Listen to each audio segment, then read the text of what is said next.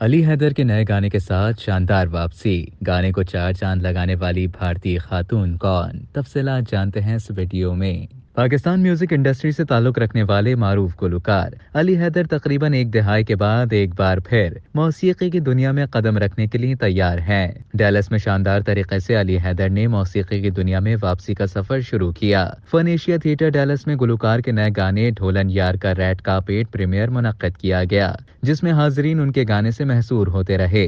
इस तकरीब में DFW से ताल्लुक रखने वाले मुख्तलिफ शोबों की नुमाया शख्सियात ने शिरकत की। इस मौके पर फन एशिया की जानिब से पार्टी का एहतमाम किया गया।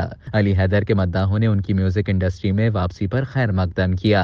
अली हैदर का ये नया गाना उर्दू पंजाबी ट्रैक पर तश्कील दिया गया है, जिसमें वायर सी बीट शामिल है। अली हैदर ने इस मौके पर ट्रैक को मुतादी धड़कनों वाला पंजाबी उर्दू नंबर करार दिया। अली हैदर ने मीडिया से गुफ्तगू करते हुए कहा कि पाकिस्तान और भारत में मौसीकी दोनों मुल्कों को जोड़ने का किरदार अदा करती है। पुरानी चीन से लेकर मेरे कई मकबूल गानों को भारत में पजीराई मिली और अब मेरा फन एशिया के हमरा गानों पर काम शुरू हुआ है, जो यहाँ भारत और पाकिस्तान का अमेरिका में मिलाप है। उन्होंने कहा कि गाने की वीडियो में फन एशिया फिल्म्स की मालिकन विशाली ठक्कर ने इश्तराक करके गाने को चार चांद लगा दिए हैं। हिदायतकार कामेजी की हिदायतकारी में बनने वाले गाने ढोलन यार की कंपोजिशन अली हैदर, मौसीकी विक्की अली ने तरतीब दी है। फन एशिया की सरबरा मॉडल और डांसर विशाली ठक्कर ने इस मौके पर कहा कि पाउलो कोएल्हो ने सच कहा है कि जब आप किसी चीज को दिल से चाहते हैं तो सारी कायनात आपको उससे मिलाने में लग जाती है। और ऐसा ही कुछ मेरे साथ भी हुआ कि मॉडलिंग से कारोबारी शख्सियत का सफर तय करने चली गई। उन्होंने अपने शौहर सैम ठक्कर और बेटे का ताउन करने पर शुक्रिया अदा किया।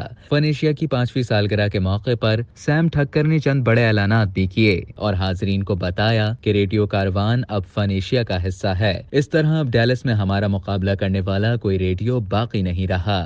अब तक के लिए इतना ही। मजीद खबरों और न्यूज अपडेट्स के लिए डेली जंग के YouTube चैनल को सब्सक्राइब करें और Facebook के पेज को लाइक करना ना भूलें।